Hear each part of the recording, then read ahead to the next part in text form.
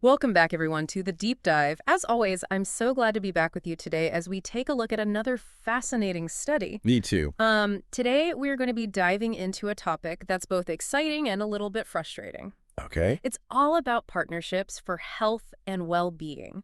Specifically, we're going to be taking a deep dive into Chapter 10 of The Future of Health, Well-Being, and Physical Education, which really dissects this project called Best Start Okay. that was implemented in Gippsland, Victoria, Australia. And this project, on the surface sounds amazing. It Right. was all about bringing together academics, practitioners, and the community to try and promote lifelong health and wellness. Sounds great. Sounds great in theory, right? Yeah. But as we're going to see, the reality of these partnerships often gets a little bit messy. Yeah, you hit the nail on the head there. It's one of the reasons why Best Start is such a fascinating case study, Yeah. because it really reveals those common pitfalls. Yeah. Those things that can kind of trip up even the most well-intentioned collaborations.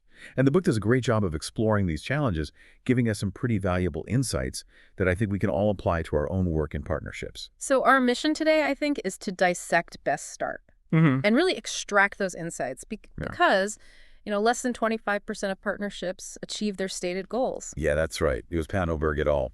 Back in 2012 that did that study and found that less than 25% actually achieved what they set out to do.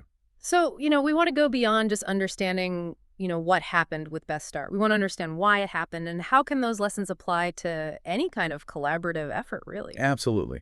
And one of the core concepts the book uses to analyze Best Start is this idea of wicked problems. Okay. And, these aren't your typical everyday challenges that we face. We're talking about complex, interconnected problems, often with shifting goalposts. Yeah. Things like climate change, poverty, Yeah. even something like achieving sustainable health and well-being for a whole community. Which is exactly what Best Start was trying to tackle. Yeah. And, as the book points out, these wicked problems often attract partnerships because no single organization can solve them alone.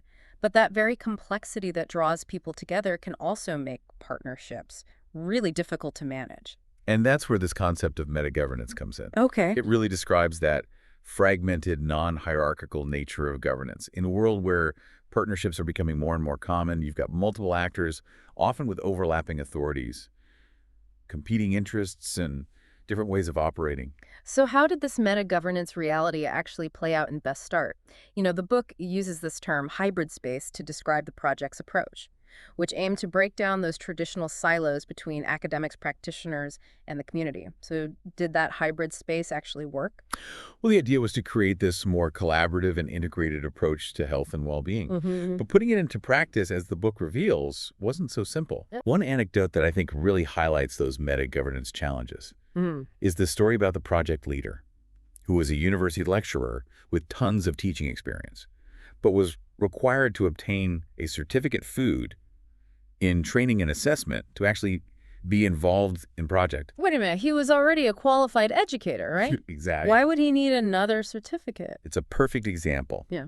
of how those bureaucratic structures and the differing requirements across organizations can just create unnecessary hurdles within a partnership. And the author of the book points out that this situation was especially frustrating because it didn't acknowledge the project leader's existing expertise and experience. So it was just this seemingly small detail, Right. but speaks volumes about those kind of systemic issues that partnerships often face. It seems like something as simple as, recognizing someone's qualifications could make or break a partnership, especially when you have multiple organizations involved, each with their own rules and procedures. Absolutely. And Best Start faced even bigger challenges when it came to navigating those competing interests among the partners. Okay. One example the book highlights is the tension between the university's social justice focus, which is reflected in the Melbourne Declaration, and the more business-oriented model of OST Swim, which is a national swimming instruction organization. So you've got one partner prioritizing community access and equity, while the other is operating within a franchise system where instructors are essentially business owners. Right. That sounds like a recipe for conflict. It definitely created some friction. The university was offering discounted swimming lessons to make them more accessible to the community. But this ended up undercutting the prices of those local OST Swim franchisees, who were also part of the partnership. So it raises some interesting questions about how to balance social good with economic sustainability within this collaborative framework. And it wasn't just about swimming. The book also mentions that the local tennis club president initially resisted the project's free tennis lessons, fearing competition with the club's own programs. Yeah, that's another great example of how those competing interests, even when everyone has this shared goal of promoting health and well-being, can create roadblocks, you know?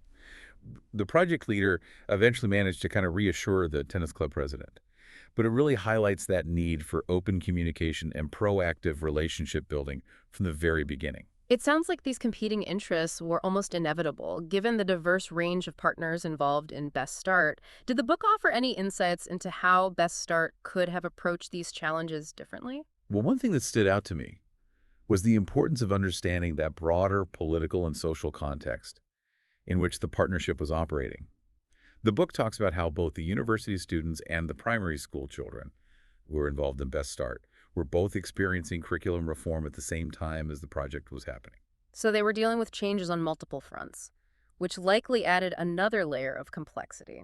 Exactly. And on top of that, Best Start was also trying to align itself with international frameworks, Right. like the UN Convention on the Rights of the Child, Okay. specifically focusing on the best interests of the child and the right to engage in play and recreational activities. So you have these global aspirations butting up against those local realities, those bureaucratic hurdles and those competing interests. It seems like Best Start was trying to juggle a lot of balls at once. It was, and it raises this crucial question of how do we actually design partnerships that can effectively navigate these complex dynamics without getting bogged down in the process. It's a question with implications far beyond Best Start. I mean, the UN is heavily reliant on partnerships to achieve the Sustainable Development Goals, which are essentially a roadmap for creating a more sustainable and equitable world.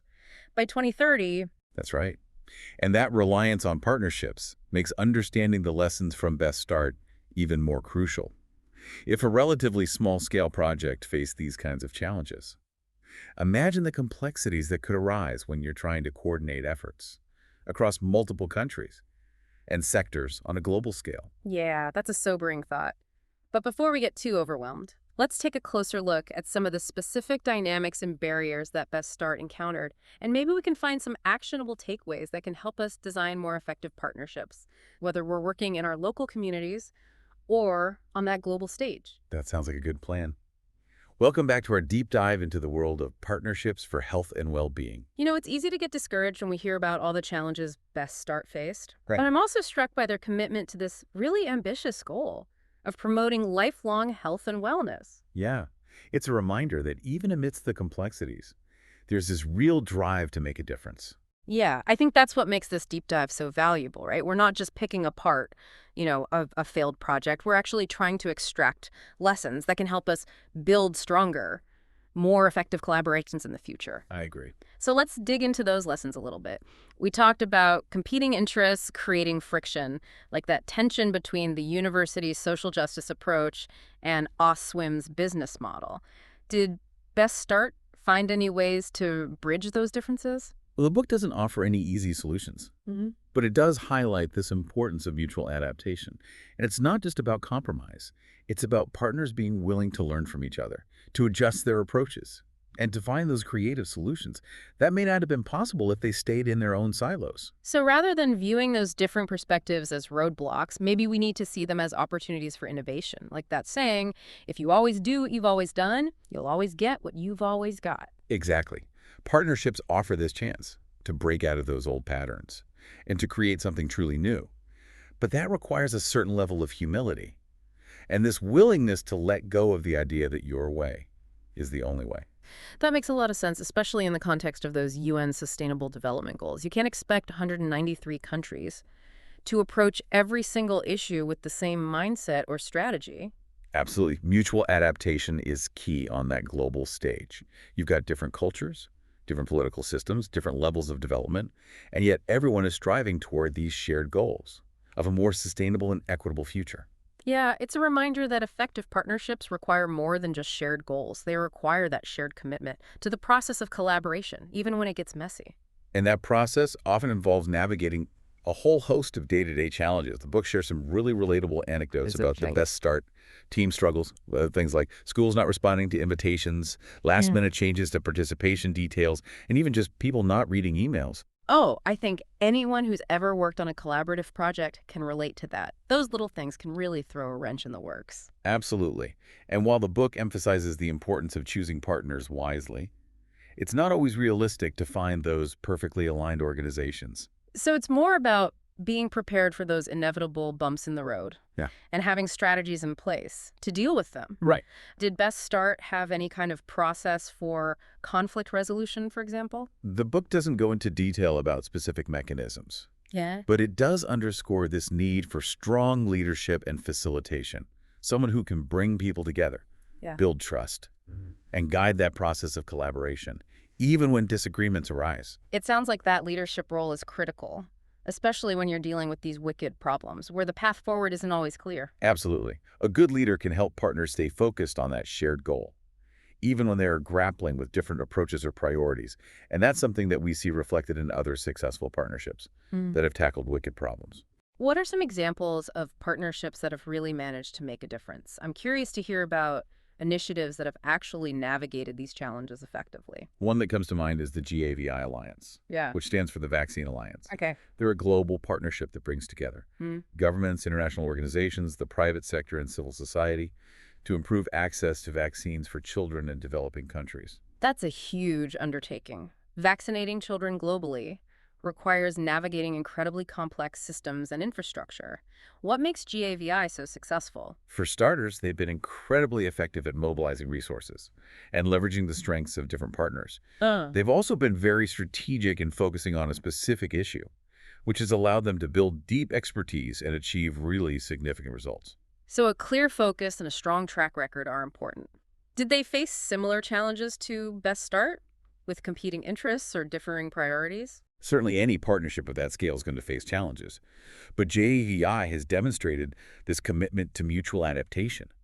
They've been really innovative in developing new financing mechanisms and delivery models to address those unique challenges of vaccine distribution in low-resource settings. That's a great example of how partnerships can foster creativity and lead to solutions that wouldn't have been possible through individual efforts. Exactly, and their success is a testament to the power of collaboration to tackle even the most daunting challenges. Another inspiring example is the Global Fund to fight AIDS, tuberculosis, and malaria. I've heard of the Global Fund. They've been around for quite a while, haven't they? Yes, they were established in 2002, and they've been instrumental in mobilizing billions of dollars to support programs that prevent, treat, and care for people affected by those three diseases. I remember reading that they've made significant progress in reducing the number of deaths from these diseases. They have, and their success is largely due to their partnership model. They bring together governments, donors, civil society organizations, and people living with the diseases to create this truly global response. They've had to navigate different approaches and priorities, but their shared goal and commitment to collaboration have really driven their impact. It's encouraging to hear about these successes because it shows that partnerships can, in fact, work. But I'm also thinking about Best Start and the factors that ultimately led to its demise. The book mentions that it ended due to financial decisions made by Monash University and the government. Yes, that's a crucial point. Even with the best intentions, partnerships can be vulnerable to those external pressures and shifting priorities. Best Start really ran into structural problems within existing systems, like lack of funding transportation costs for schools, missing equipment, and even those conflicting policies between different swimming providers. And operating in a rural area added another layer of complexity. The book talks about those smaller training numbers, geographical isolation, and just the limited resources available. In rural communities, Those factors highlight this importance of understanding the context yeah, in which a partnership operates. What works in one setting might not translate to another, and it's crucial to be aware of the limitations and the opportunities presented by that context. so context matters, leadership matters, communication matters, a willingness to adapt matters. Are there any other key takeaways from Best Start that we should keep in mind as we kind of move forward? One thing the book emphasizes is the importance of celebrating those small wins and acknowledging progress along the way. When you're tackling a wicked problem, change often happens incrementally, and recognizing those milestones can help keep everyone motivated and engaged. Yeah, that's a great point. It's easy to get bogged down in those challenges Mm-hmm. and lose sight of the positive impacts that are being made. Celebrating those wins can really help build momentum and reinforce the value of the partnership. And it can also help build resilience when things inevitably get tough. Remember, partnerships are made up of people, and people need encouragement and recognition to stay committed for the long haul. It's like any relationship, really. You have to nurture it, celebrate the good times, and work through the tough times together. Exactly, and that brings us to another crucial element of successful partnerships: trust. Without trust, you can't have open communication, honest feedback, or that willingness to adapt and learn from each other. Building trust takes time, and it takes effort. Were there any specific strategies that Best Start used to kind of foster trust among its partners? Well, while the book doesn't go into detail about specific trust-building activities, it does highlight the importance of transparency and accountability. Being open about those decision-making processes, sharing information freely, and having those clear expectations for roles and responsibilities can help build trust over time. Transparency and accountability, those sound like buzzwords. But what do they actually look like in practice? Transparency means being upfront about challenges, sharing both good and bad news, and making sure everyone has access to that relevant information. It's about creating a culture where people feel comfortable asking questions and raising concerns without fear of reprisal. And accountability. Accountability is about establishing those clear metrics for measuring progress, Yep. regularly evaluating the effectiveness of the partnership, and holding each other responsible for meeting those commitments. It's about having a system in place that ensures everyone is pulling their weight and contributing to those shared goals. So it sounds like transparency and accountability work hand in hand to create this culture of trust and shared responsibility. It's not about pointing fingers or placing blame. It's about creating a system where everyone feels that sense of ownership over the work and is invested in its success. You've got it. Yeah. And when you have that shared sense of ownership and accountability, it strengthens the partnership as a whole, making it more resilient in the face of challenges and more effective in achieving its goals. So as we wrap up this part of our deep dive, it seems like we've uncovered a wealth of insights from Best Start, both in terms of what to avoid and what to strive for when we're building those partnerships for health and well-being. And what's really exciting is that these lessons can be applied to any collaborative effort, whether you're working on a community garden, advocating for policy change, or tackling those global issues like climate change or poverty. The principles of effective partnership are universal. Absolutely. And in the final part of our deep dive, we'll explore how these principles can inform the design and implementation of future partnerships, particularly in the context of the UN Sustainable Development Goals. Welcome back to the deep dive. As we wrap up our exploration of partnerships for health and well-being, I'm struck by how much we've uncovered from just dissecting one project, Best Start. Yeah, it highlights the power of in-depth analysis, doesn't it? Yeah. We've gone beyond just skimming the surface. Yeah. We've really dug into the dynamics and the challenges and the potential of these collaborations for health and well-being. And what's interesting to me is that Best Start, while they ultimately faced some setbacks, it wasn't for lack of passion or commitment. They were really trying to tackle a wicked problem, this idea of promoting lifelong health and well-being, and that's no easy feat. Right. It's a reminder that even with those shared goals, and the genuine enthusiasm partnerships require more than just good intentions, you need that careful planning, that strong leadership, and a deep understanding of the context that the partnership is operating within. And as we saw through Best Start's experience, they also need that flexibility. Remember the tension between the university's social justice approach and Oswin's business model.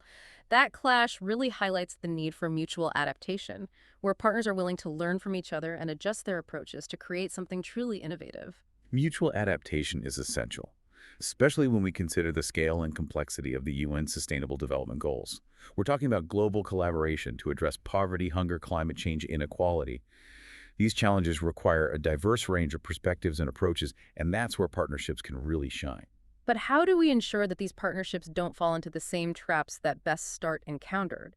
How do we design and manage them in a way that really maximizes their impact and avoids those common pitfalls? It's a great question, and one that I think researchers and practitioners are constantly grappling with.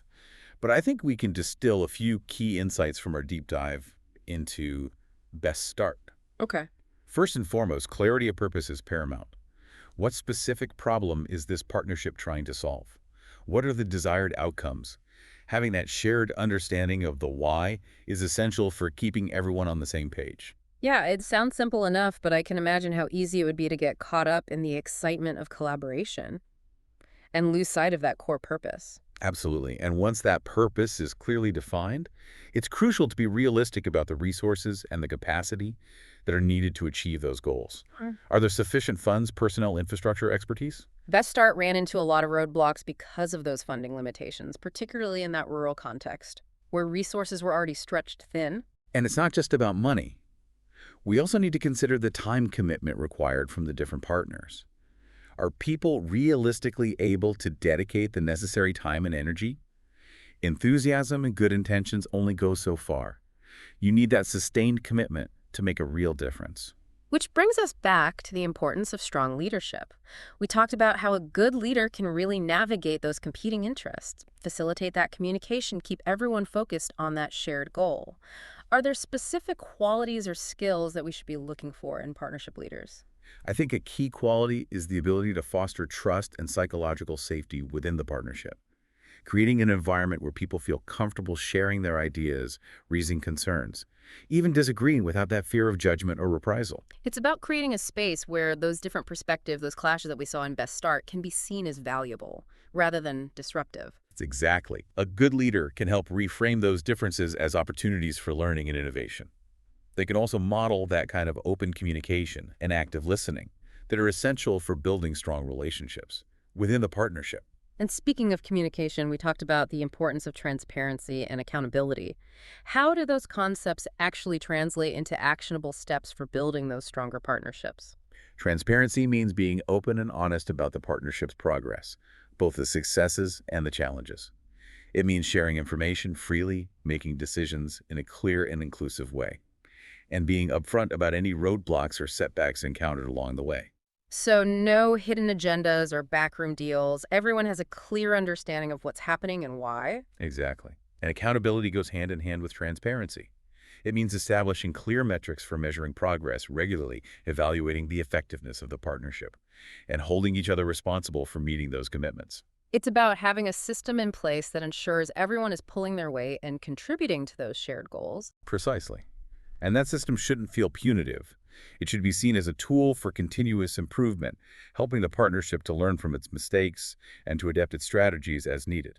So, as we reflect on everything that we've learned from Best Start, what's the biggest takeaway from you? What's the one piece of advice that you would offer to anyone embarking on a partnership, whether it's a local initiative or a global collaboration? I'd say the most important thing is to remember that partnerships are ultimately about people. They're about building relationships, navigating differences, and finding ways to work together towards a common goal. It's not just about ticking boxes or achieving metrics. It's about creating a space where people feel valued, respected, and empowered to contribute their unique perspectives and skills. Absolutely. And when we approach partnerships with that mindset, with a focus on human connection and that shared purpose, we can really unlock their true potential to create a healthier, more sustainable, and a more equitable world for all. That's a fantastic note to end on. Thank you for joining us on this deep dive into the world of partnerships for health and well-being. We hope you found it insightful, thought-provoking, and maybe even a little bit inspiring. It's been a pleasure. And remember, dear listener, the success of any partnership, whether it's addressing those local health needs or tackling global challenges, hinges on our ability to connect, to collaborate, and to learn from each other's experiences.